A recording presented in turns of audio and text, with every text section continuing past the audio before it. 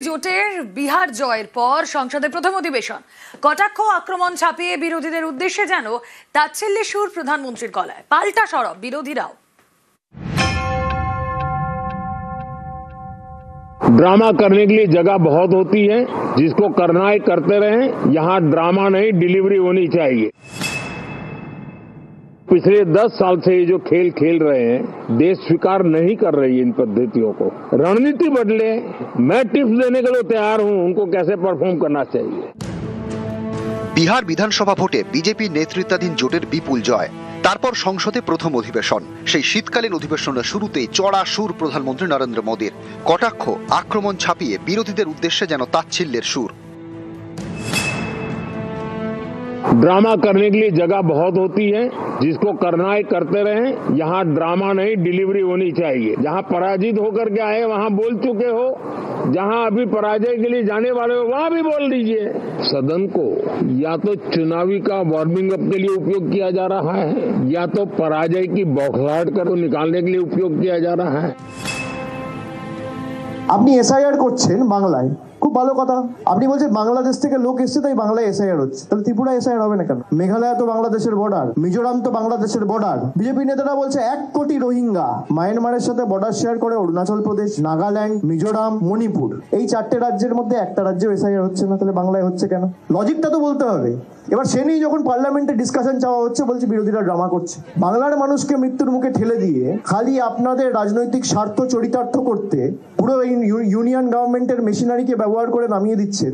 তা আজকে এই যে 40 জন মারা গেছে, যারা তাদের মৃত্যুর জন্য নির্বাচন কমিশনকে দায়ী করেছে, প্রধানমন্ত্রী তাদেরকে বলছে ড্রামা।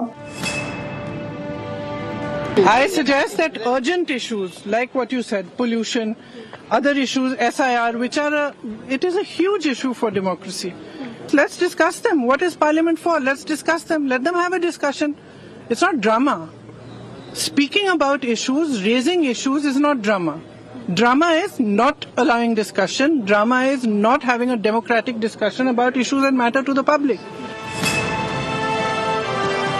बिहार के नतीजे इतना समय हो गया है तो अब थोड़ा संभल गए होंगे, लेकिन कल जो मैं बयानबाजी सुन रहा हूं उनकी, तो उसे लगता है कि पराजय ने उनको परेशान करके रखा है।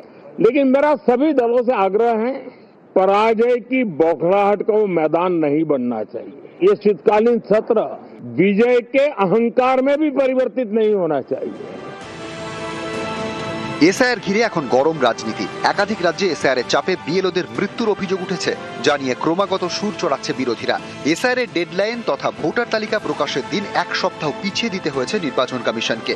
এই পরিস্থিতিতে এসআইআর নিয়ে সংসদের শাসককে ঘিরতে কোমর বাঁধছে বিরোধীরা। পিছিয়ে নেই শাসক শিবিরও। চড়া সুরে শুরুটা করলেন প্রধানমন্ত্রী। বোঝাই যাচ্ছে এসআইআর ঘিরে গরম হতে চলেছে শীতের সংসদ। নিউজ 18 বাংলা। এসআইআর এ গরম বাংলা। সিইওর অফিসে গিয়ে একের পর এক নালিশ বিরোধী দলনেতার। তথ্য আপলোডে কারচুপির অভিযোগ তুলে সিবিআই তদন্তেরও দাবি করলেন শুভেন্দু অধিকারী। পাল্টা আসরে তৃণমূল। আইপ্যাকের এত সাহস হয় কি করে? ডাটা এন্ট্রি সহ এর মধ্যে ঢুকেছে। এর আমরা ইন্ডিপেন্ডেন্ট এজেন্সি দিয়ে তদন্ত চাই। বাইরের রাজ্যের আইপিএস অফিসারকে আনুন, সিবিআই কে আনুন, জুডিশিয়ালকে রিকোয়েস্ট করুন, আপনি এটা টেক আপ করুন।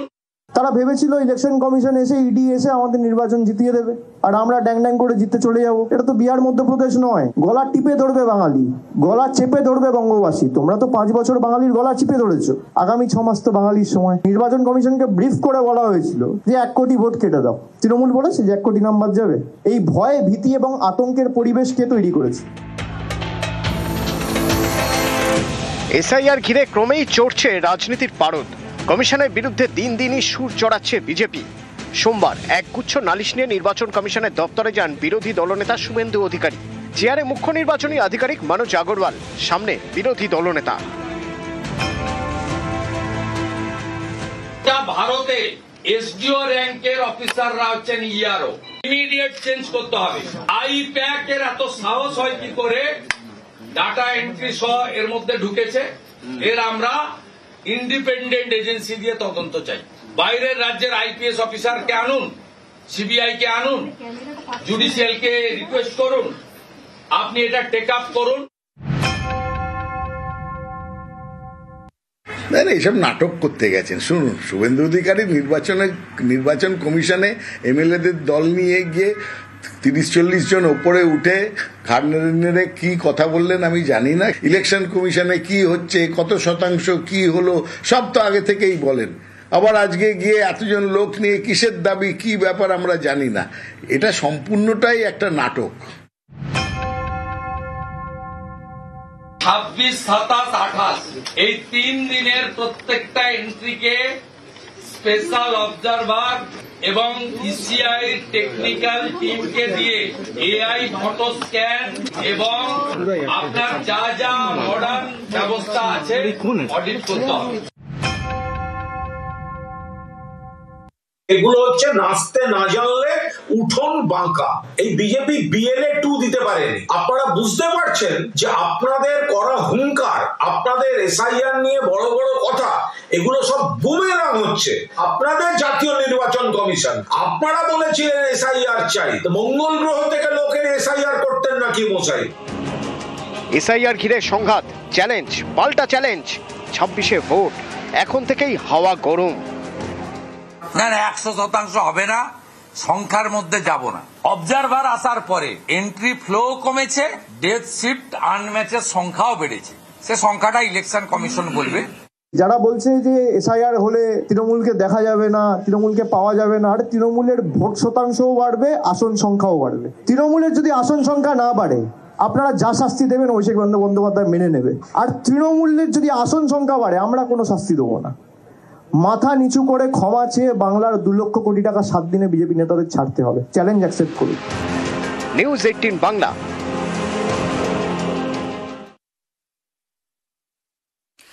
সিইও দপ্তরের সামনে স্লোগান যুদ্ধ। সিইও দপ্তরের সামনে স্লোগান পাল্টা স্লোগান। বিজেপি বিধায়করা পৌঁছতেই বিএলওদের স্লোগান, আর বিএলওদের স্লোগান পাল্টা স্লোগান। বিজেপি দফায় দফায় পুলিশের সঙ্গে বিএলওদের ধস্তাধস্তি।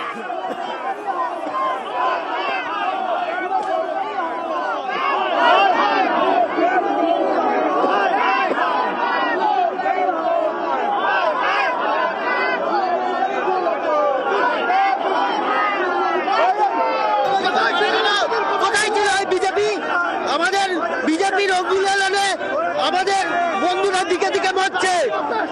বিজেপি কি করতে আসছে? বিজেপির দলাল ইসিআই অগ্নিলালনে এই কাজ হচ্ছে।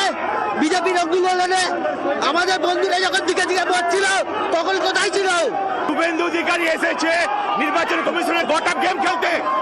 এখানে বিএলওরা মরছে, বিএলওদের অবস্থা খারাপ হচ্ছে, তাদেরকে মানসিক শারীরিক চাপে অসুস্থ হয়ে পড়ছে, আর এখানে দালালি করছে নির্বাচন কমিশনের সঙ্গে বটম গেম খেলতেছে।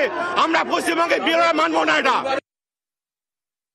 আমাদের বিক্ষোভ একটা কারণেই যে বিএলওদের যে কাজের সময়সীমা, সেই সময়সীমা যে 7 দিন যথেষ্ট নয়। 2 বছরের কাজ কখনোই 1 মাস 7 দিনে শেষ করা সম্ভব নয়। আমরা চাই কমপক্ষে 2 মাস এই সময় বৃদ্ধি করা হোক।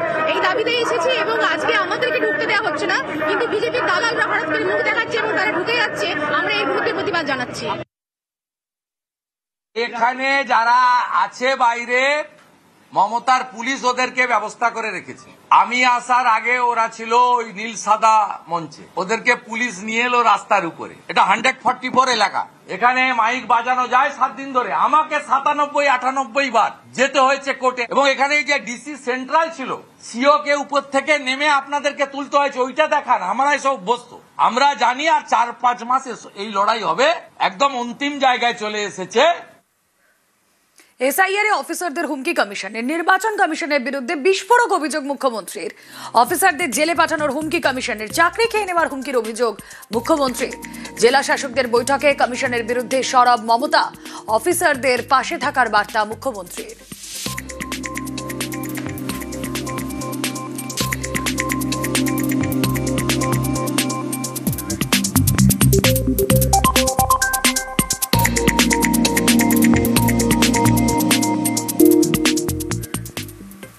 বিজেপির